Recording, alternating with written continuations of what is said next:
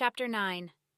Flies were buzzing about Ray's head. He swatted the pest, wondering if it was him or the dead dog that attracted them. He hated mornings. For a few hours he had to face the world sober.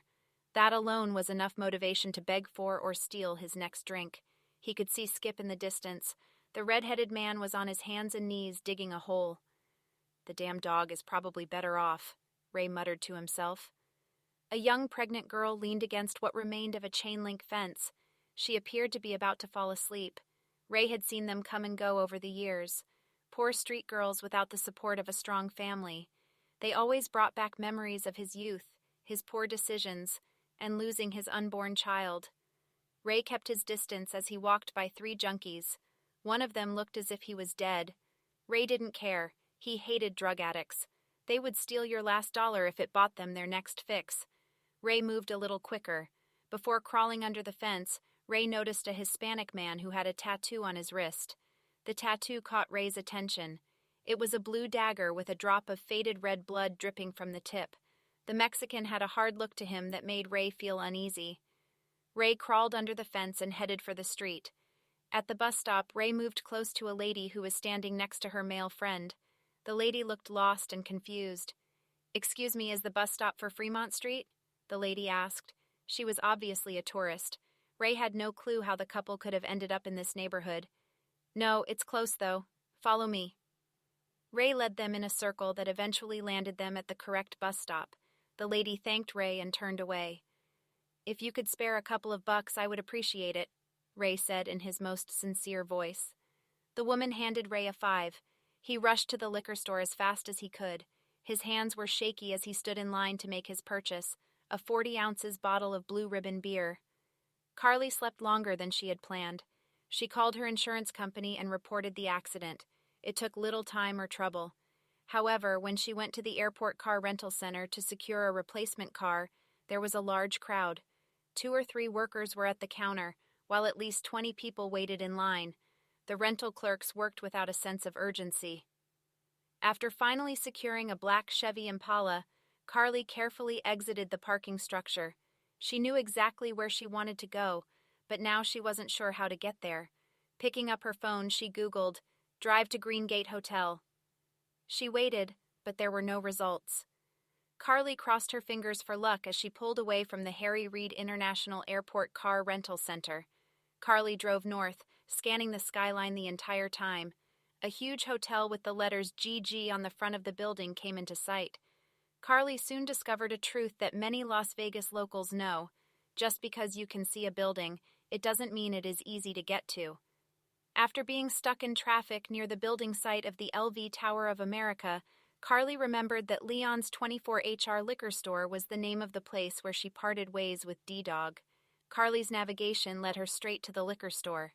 From there, it was easy to retrace her path and drive back to the field. That is where she hoped to find Ray.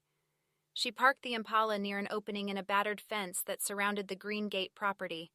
She looked around, astounded by the ugliness of the area. Carly then realized how depressed she was feeling. The place looked different in the daylight. The smoke had cleared, and the garbage on the ground was more prevalent. Carly's hopes diminished after she crawled under the fence and walked toward the middle of the field. From there, she could only see 3 people. One of them was a decrepit person who appeared to be a woman. Carly didn't bother approaching the broken-down street lady. It was obvious that asking her questions would be useless. Carly's attention was now focused on the other 2. They were near the ashes of a burned-up tent. One of them, a young hippie girl, was sitting upright with her legs crossed. The other, a long-hair boy, was lying on his back, unconscious. A needle was hanging from his arm. "Have you seen this man?" Carly asked as she held out a picture of her brother. The girl looked up at the picture without moving her head. She then lowered her eyes and said nothing. "Have you seen this man?" Carly repeated. The girl remained silent. "Hey, you need to get off this property." The shout came from a man who was walking toward her. He was wearing a work shirt with a Quality One fencing logo stitched above the pocket. "This is private property. You must leave." Carly returned to her car, frustrated, and drove away. The beer helped relieve the suffering of the dreadful night Ray had just experienced. He spun the empty bottle on the sidewalk, stood up, and walked off in the direction it was pointing. The afternoon was heating up. Ray jumped into the dumpster behind the CVS pharmacy. He gathered a few things: a cardboard box, an old plastic cup, and part of a sandwich that someone had tossed. The sandwich didn't smell spoiled or have any signs of mold on it. He finished it in a couple of bites. There were always a few street people hanging out behind the Cardenas market. Ray borrowed a black marker from a guy he had seen around from time to time. He then began to work on his sign. "We'll work for beer" was getting old, and besides that, every once in a while some do-gooder would actually offer him work. Ray tried to remember some signs he had seen before. Ideas such as, "Ex-wife got the house, I got this sign," or "I will date your mom for spare change," came to mind. He decided to keep it simple. His sign read, "Fuck you, I need a beer." Ray found a spot that was close enough to Fremont's heavy tourist area to catch the eye of the generous people walking by, but far enough away to avoid being hassled by the police. As Ray sat leaning against a building, he thought about last night. He was drunk off his ass, but still had a vague memory of what had happened. He had been chased off the property before, but he had never seen anything like that. The thought of some assholes resorting to violence only strengthened his resolve to go right back to the Green Gate. He hated the idea of spending the night at the resource center, or even worse, sleeping in a church basement after being subjected to hours of preaching by some Jesus freak. There was something about the freedom of shitting and pissing without having to stand in line or waiting for some idiot who had passed out on the pot to wake up. That appealed to Ray. After several hours of panhandling, Ray had only collected a couple of dollar bills and a small amount of change. The need for a drink consumed him. Ray felt shaky. He took the bus to a pleasant neighborhood in Henderson. He got off in front of a busy supermarket. Ray made little effort to hide his actions. He knew the store's shoplifting policy very well. Employees who tried apprehending thieves would be terminated. Companies found it more profitable to allow for theft than to pay for medical care if workers or customers were injured in altercations. The lockup case that the store had installed to prevent people from stealing did not deter Ray. He waited for the employee to give the bottle to a legitimate customer. He then followed and waited for the customer to be distracted. Ray would then remove the bottle from their shopping cart and head out the door. He knew it wouldn't be long before stores caught on and started taking the liquor directly to the front checkouts, but he would worry about that when it happened. A little girl sat on the bus staring at Ray as he removed the bottle from his pants and took a swig. He glared back at her. She scooted closer to her mother and turned her eyes back toward the front of the bus. One would think that Ray hated children by the way he related to them. The reality was quite different. Back in the day when he had found out that his girlfriend was pregnant, the idea of being a father appealed to him. For the first time in his life, he felt needed. He made a vow to be the best father he could be. Ray began working 2 jobs to support his new family. His young wife only agreed to his marriage proposal because she wanted an escape from her family. She had no genuine feelings for Ray, and she did her best to make his life miserable. Growing up, Ray's father had never been in the picture. If it wasn't for his sister, he would have truly been a lost soul. Carly helped him with his homework and consoled him after his mother would punish him for any minor infraction committed. His mother was an alcoholic, and as she got older, her drinking problem became worse. So did the spankings and her mistreatment of her son. Ray found out early in life that he had inherited his mother's love of booze. His high school days were a blur, and he was actually drunk when he got his girlfriend pregnant. For 5 months after being married, Ray hadn't touched alcohol. His new wife's bitchery calmed down, and he had money saved for the new baby. He was up for a promotion at the restaurant he was working in. He had ambitions to become a chef someday. After the miscarriage, Ray's wife took the savings and simply walked away. His sister Carly had followed in her grandfather's footsteps and joined the Navy. When she heard the news of the miscarriage, she took a leave so that she could return home to be with her brother. By the time she got home, Ray had left. His mother didn't know or care where he had gone. When Ray approached the Green Gate, he noticed that the fence surrounding it had been repaired. On the sidewalk was a pile of garbage waiting to be removed. He sorted through the pile and found a couple of blankets that hadn't been destroyed in the previous night's fire. One of them stank so badly that he immediately tossed it on the ground. He heard a whistle. Skip walked up from behind the fence and called out, If you need to get in, there is an opening right over there.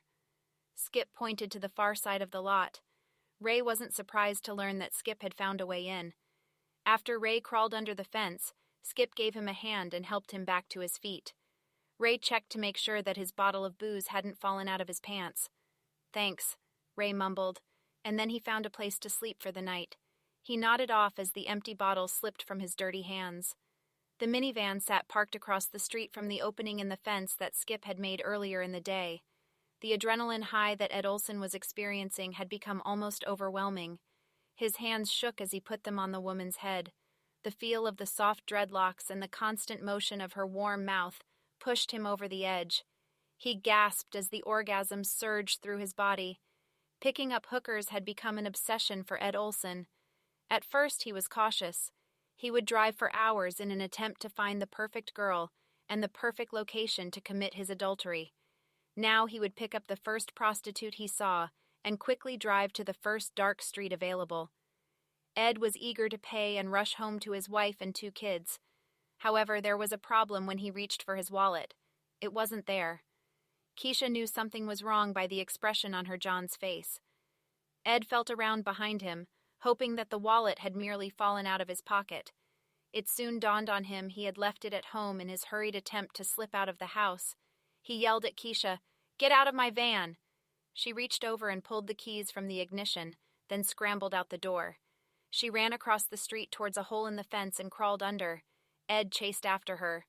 Lil Nate, Keisha's pimp, had parked down the street behind the van. He was puffing on a joint when he noticed that something was wrong. He pulled his Ruger .9mm from under the seat and tucked it in his waistband. The night was moonless. Lil Nate climbed under the fence, trying to be careful and not to dirty his bright white Nikes.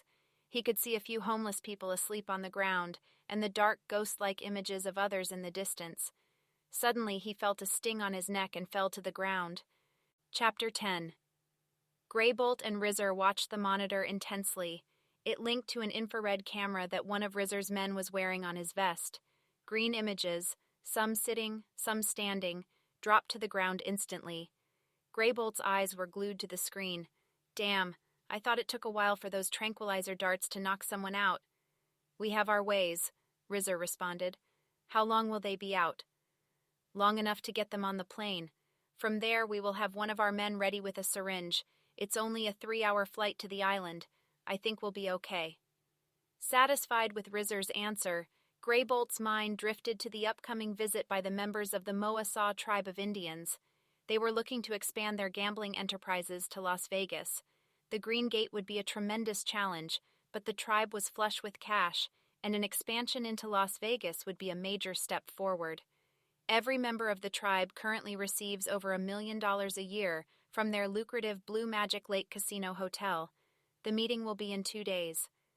Greybolt knew he would not only have to sell the tribe on the Green Gate's potential, but he also would have to sell them on the idea that the location of the hotel was fitting. With the squatters removed and their garbage gone, it would be a lot easier, but he still needed help. He pushed the button on his desk, and Liza rushed in. "Figure out a way to keep the freaks away from the hotel while the fucking Indians are in the area.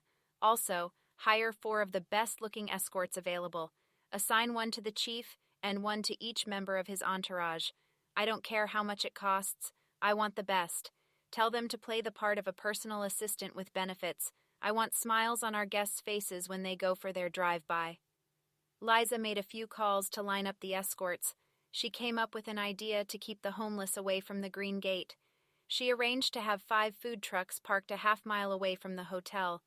They would arrive on the day of the visit. She printed up flyers announcing that free food and beer would be available to everyone willing to attend. No strings attached. When Carly found D-Dog, he was holding a flyer in his hand. He read the print with a suspicious frown on his face. "What's up?" Carly asked. He paid no attention to the lady who he had met previously at the resource center. "What are you reading?" D-Dog handed Carly the flyer. She read it carefully. "This sounds too good to be true. Are you going?" "It's probably a bunch of church people trying to trick us into being preached to." "And they are going to give you free beer? So, are you going?" Carly asked again. "Oh, hell yeah. Everyone who's nobody is going. People ain't talking about nothing else. Every down-and-out son of a bitch in the city is going to be there. Carly knew that D-Dog was right. If she couldn't find Ray today, then she would undoubtedly be at the event, hoping to locate her brother. She considered printing up flyers of her own with Ray's picture and an offer of a reward for information. She wanted to check out the vacant lot at the Green Gate one more time and ask D-Dog for help. "I'll give you $5 to come with me. I'm heading back over to the Green Gate. Will you come with me?" D-Dog shook his head adamantly. "Ain't no way I'm going near that place. Bad things been happening over there. Oh, hell no, bad things." Carly felt confused. She remembered the people running away and the scared looks on their faces. "I'll give you a 20, she said. "You can give me $1,000 and I'm still not going near there. Ain't nobody going near there." D-Dog grabbed his flyer and hurried away. The sound of heavy equipment greeted Carly as she stood by the fence. A grader was leveling the surface of the lot.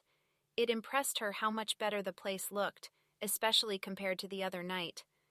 They had towed away a couple of broken-down junk cars from the area, and someone had removed weeds from the cracked sidewalks. She wanted to ask why the improvements were taking place, but there wasn't a soul in sight. She walked over to a minivan that had a sticker on the back window showing stick figures of a man, a woman, 2 kids, and a dog. A motorcycle police officer pulled over. "Is this your vehicle?" he asked. "No. Is there a problem?" "The owner has been reported missing and we're checking it out." Carly wanted to ask the officer some questions, but he didn't seem interested in talking with her.